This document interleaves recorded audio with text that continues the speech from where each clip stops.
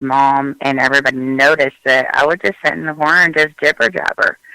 And when I started talking, it wasn't the fact that I did not want to say what was going on, but I always kind of knew that if I did, that nobody knew how to understand it outside, mom, grandma. So in order for them not to be shamed on, I kind of hid it from the world with my abilities. Like, nobody really knew until probably about a good 10 years ago what all my abilities and what I was capable of.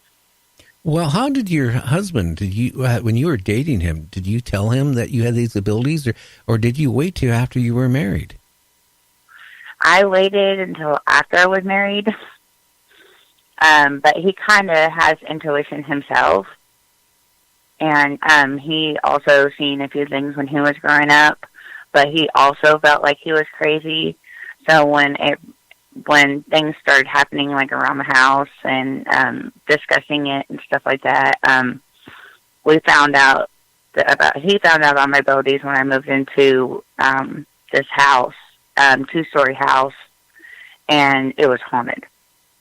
Well, why don't you tell the listeners in what way it was haunted and a little bit about it? Let's make it a little creepy. It's Friday. I mean, and we got about right. we got 45 minutes, and let's make it, kind of tell people what happened in that house. We moved in, and the first thing that happened is my husband's dog died, our German Shepherd. And then on top of that, he lost his job at Remotech. He used to work for the government who built robots to send over to, like, Afghanistan, Iraq, to defuse bombs. And he lost that job, and he'd been working there for 10 years prior to even meeting me. And then our daughter ended up moving in with her mom. The upstairs was just like, nobody wanted to go up there. There was just something ominous about it.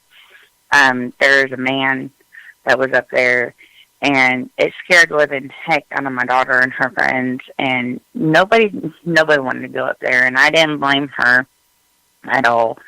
It was pretty scary. It was even scary for me, and I can literally see and feel and experience this stuff on a daily, and if she's that terrified, then I understood why she moved out. And then one day, me and my son were playing in the kitchen, and I was running around, and I was pushed from behind, and I had a scar across the top of my arm, and it was pretty wide. It was probably about 3 inches wide, and it's because the neighbors before put nails in to the cupboard area to like almost like a latch, and I was pushed right into that nail, and it slit my arm. And wow. That was probably about 2 months after I had moved in, and my husband was working nights, and he was a caregiver, and I had a baby. When we moved in that house, he was 8 months old, and we were just running around in the kitchen, and I was just shoved from behind, and I knew then that this thing meant business, and it didn't like me. And then I was sitting there one day watching TV. Well, my son watched Cubo, and all of a sudden you hear a crash in the kitchen. This entity or spirit threw everything off of my microwave onto the kitchen floor. I'd be getting scared. I'd be getting scared at that point. I was already scared in that house. And my husband, he also seen stuff at the corner of his eye. We had a wraparound couch in the living room. I would not sit where you can see into the kitchen, because you always see like black shadows walking by, or somebody walking by there. And he did not want to scare me anymore. He also seen it too, but he didn't want. I always thought I was crazy, honestly. Who who would think, you know, because I was telling him, like, there's something in this house or something, and he didn't want to make me feel even more scared by telling me what he saw. But he never witnessed anything like flying off of the the microwave or being shoved. But he did experience, me and him both experienced this together. My son, like, they were running around the house, you know, my son went into my room, and my door doesn't lock. It's an old door. It doesn't lock. You can just push it open, like, with your pinky finger. And we used to have a little lock up top in order, you know, to keep my son out so he doesn't go and break his neck on jumping on the bed.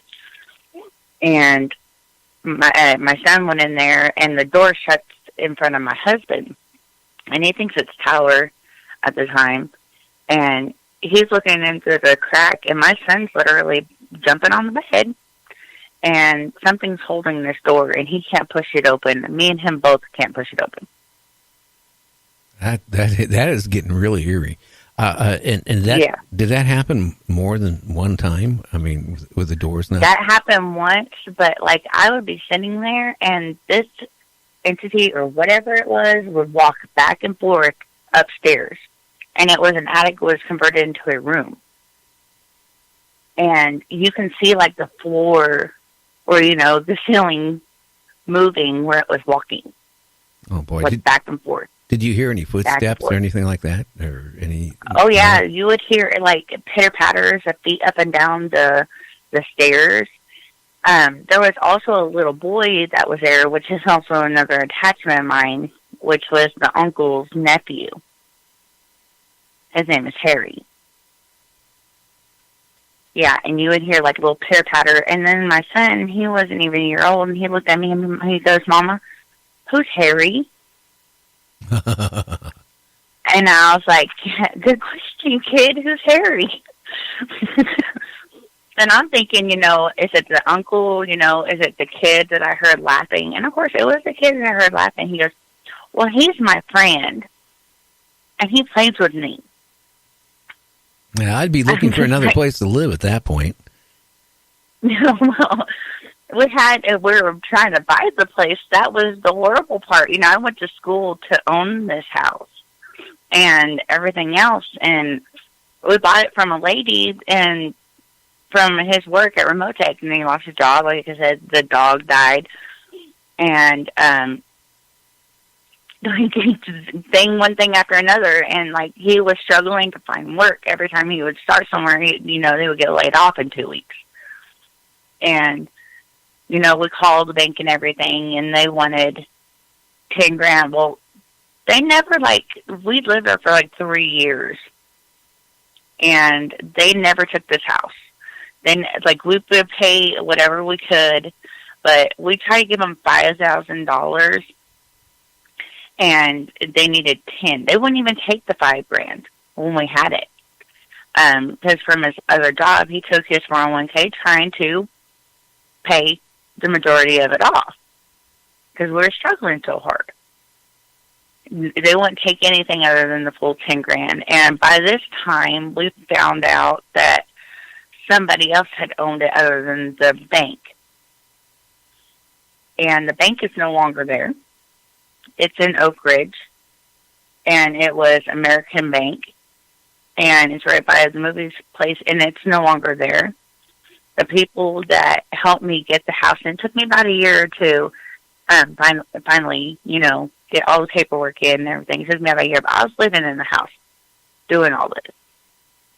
And now the bank's no longer there. The company that had it don't exist. I've tried to look up the archives here in Clinton and to find out where this house came from, who built it. I know it's over 100 years old, but other than that, all I know is from what I found out about, the spirits. You know, they're feeling, they don't even literally have to talk to me to know what's, kind of going on. Uh-huh. And, Harry killed his uncle. Harry killed his uncle because he was abusive, hateful, and I truly believe whatever they are in the real world, they are over on the other side. Now, did he kill him in the house by any chance? Yes, he killed them in the house in my bedroom where I slept with my son.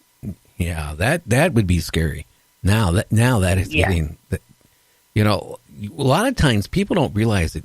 What city do you live in? What state? Just out of curiosity. It's Tennessee, Clinton, Tennessee, and actually where I live now is like probably a you know, like not even 2 minutes from the old house I lived in. Oh wow! You know, a lot of people don't realize it. Younger people don't realize it. It was quite common if you went back to around from probably around 1900 and go back in time. You know, a lot of people when they died, you know, that's why they used to call a room a parlor. You know, right. You know, people would die, right? And they would bring the coffin and they would have the body lay, you know, in that room for a day or two while, you know, friends would come and, you know, pay their last respects. They would sometimes even have like a little party. Everybody brings food. But just think, sometimes with a body just laying there of the deceased person, I mean, sometimes, you know, that spirit I would be confused, and maybe they don't go on to the light, or as Art Bell used to say, right. Go to the black. I'm not sure which way to go. But, you know, I think a lot of the houses are haunted just for that reason. I mean, I certainly wouldn't want a house that somebody laid dead in, you know, for a couple of days in a coffin in the living room. I mean, you know, or was killed in it. You know, one of my friends who's attorney, his nephew, I believe, shot himself in the head upstairs in one of the bedrooms. And they were in the process of trying to sell the house, and they had it on the market. He finally gave up because after that happened, you know, I mean, with, you know, the prices of houses, it dropped. As soon as as soon as he, you know, had to tell people, you know, you have to divulge stuff like that now, at least in a lot of the states. Right. As soon as he would tell him that, hey, my nephew, you know, shot himself in the head and all that stuff and died in that bedroom, nobody would buy the house. Just probably nobody bought it. Exactly. That's how I felt. I was like, I kind of felt like I was kind of tricked into it, and like everybody vanished. Oh, like yeah. Everybody. I'd like the people that were there before, she said, like just abruptly left. That should have been a big clue, because the banister going from downstairs to upstairs to the basement, or the room upstairs, not the basement, but the attic, and the banisters were broke on the front porch, where like literally the neighbor just told me that she saw him packing it up, you know, right there on the front lawn, even, and they broke everything, and they left a lot of stuff there. It should have been a clue too when, you know, you left the nails undone, that the cupboards were slamming. And, you know, you try to rationalize it, but then again, there's no air really flowing through this house. Like people think it's a huge house, high ceilings. It's not, you know, 2 stories, basically an attic upstairs, you know, turn into a room. And they have all these little crawl spaces up there, and it's basically just attic. Uh-huh. And I don't even know the history of it. Like, I've tried looking at archives. I've tried paying for archives. I've tried everything possible to find out what this house was prior and who these people were. But the only information I got is from what I know about the spirits. And having Harry be one of my attachments, like, he literally was, he scared me because I never got to see him. My son did. I always saw the uncle. I knew there was a little kid. I would see little shadows, and I took a picture of my son laying on the couch, and Harry was like right underneath him while he was sleeping. My husband saw that. My mom did too. And that's the only picture I don't have.